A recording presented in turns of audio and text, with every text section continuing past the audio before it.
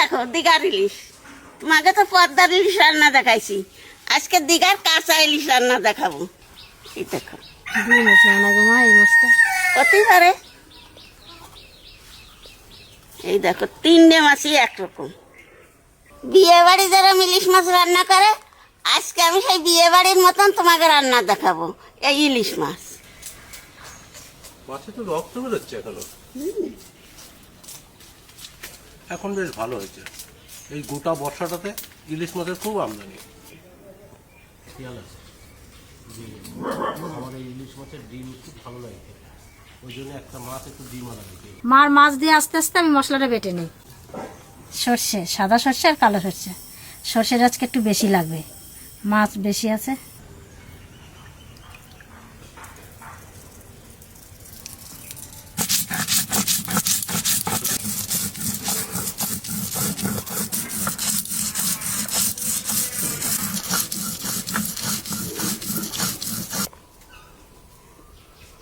এই দেখো দিয়ে নিয়ে চলে আইছি। ওমা ওইগুলো বলে ডিম না?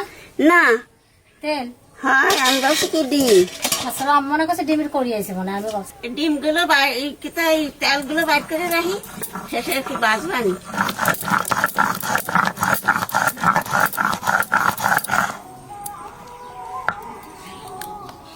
কত সুন্দর মিহি করে বেটেছি। আর সর্ষে যত মিহি করে বাটাবে তত খেতে ভালো লাগে।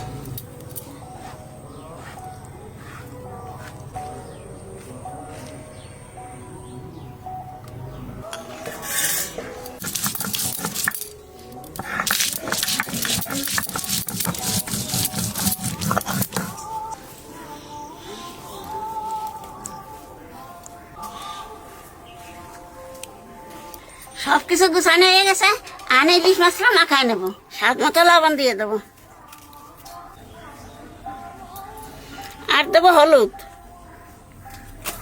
সামান্য একটু টক দই দেবো।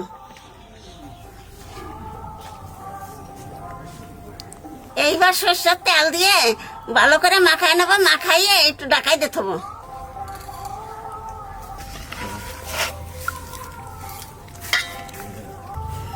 মানে সাথে সাথেই যে গ্রাম বেরোইছে।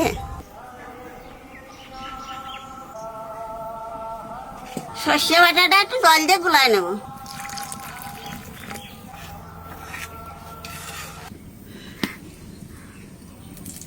তেলের পর দিয়ে দেবো কালো জিরে। এইবার সর্ষে বাটা দিয়ে দেবো।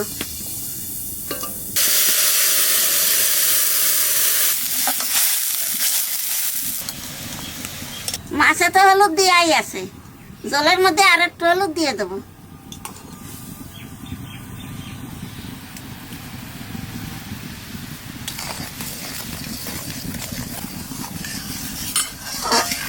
এইবার কাঁচা লঙ্কা বাটা দিয়ে দেবো।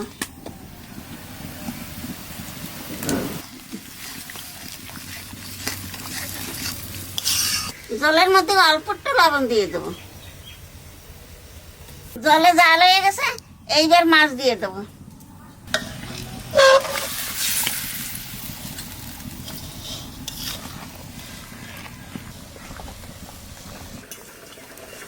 এত সুন্দর গন্ধ বেরোচ্ছে মাছটা দিয়ে, সুন্দর গন্ধ বেরোচ্ছে। আর এখন তো ইলিশ মাছের সিজন, এখনই ইলিশ মাছ খেতে হবে। মাছের জল হয়ে গেছে, এইবার কাঁচা লঙ্কা দিয়ে নামাই দেবো।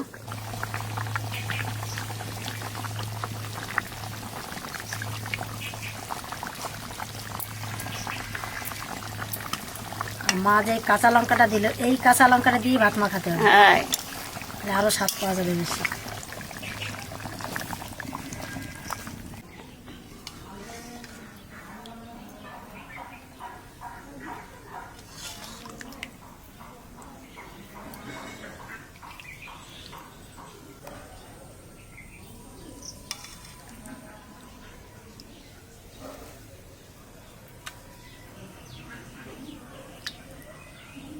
সেই মাছের তেল এই যে রাখছিলাম, এই যে বাগুন দিয়ে বাজিছে।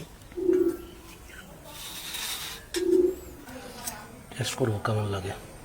আসার না, মাছটা কত সুন্দর, তেলটা দারুণ তেল।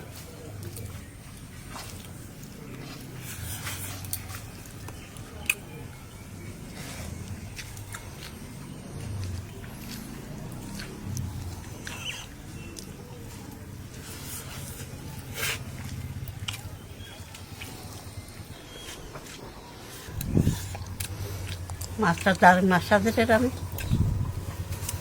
স্বাদ হয়েছে স্বাদ তো লাগবে, যা সুন্দর গন্ধ বেরোচ্ছিল।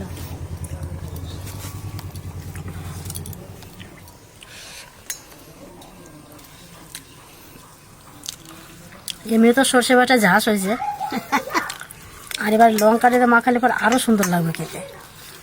ভাতটা মাখিয়েছি, কি সুন্দর কালার হয়েছে দেখো। এই দই দেওয়ার জন্য তো আরো বেশি গিয়েছে। সব অনুষ্ঠান বাড়িতে রান্না করে দই দিয়ে রান্না করে, যে কোনো অনুষ্ঠান। আমি তান্তল রাঁধিনি, আজকে আমি প্রথমে দই দিয়ে রান্না।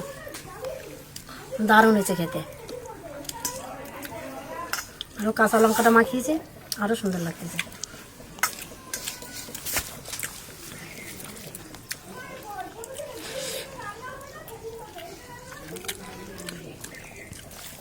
মাছটা ধরতে ধরতে ভেঙে যাচ্ছে। সিদ্ধ ভালো হয়েছে।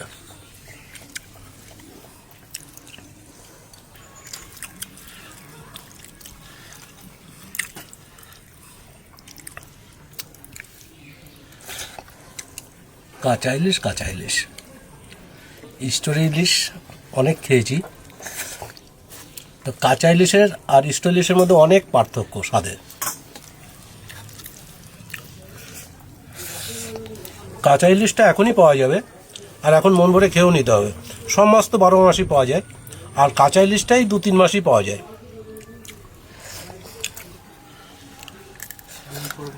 মাছটা হালকা নোনা ভাব আছে।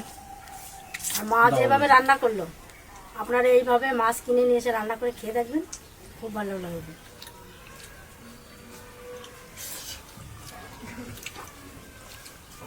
দই দেওয়া হয়েছে তো মনেই হচ্ছে না, না যত সুন্দর লাগছে খেতে, কোনো টক নেই কিছু না। না, পরিমাণ বেশি দিলে হবে না, যে কোনো জিনিসের একটা মাপ আছে, আন্দাজ আছে, আন্দাজ মতন দিলে পরেই ঠিক হবে। উঠে বস, খা, এখানে বসে খা। না না,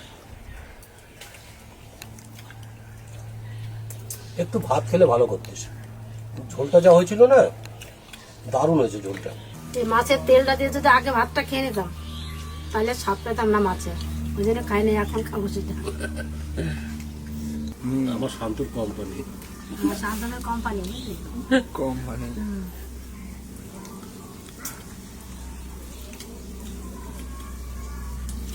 তেলটাও খুব সুন্দর লাগতেছে, বেগুন যে ভাজা হয়েছে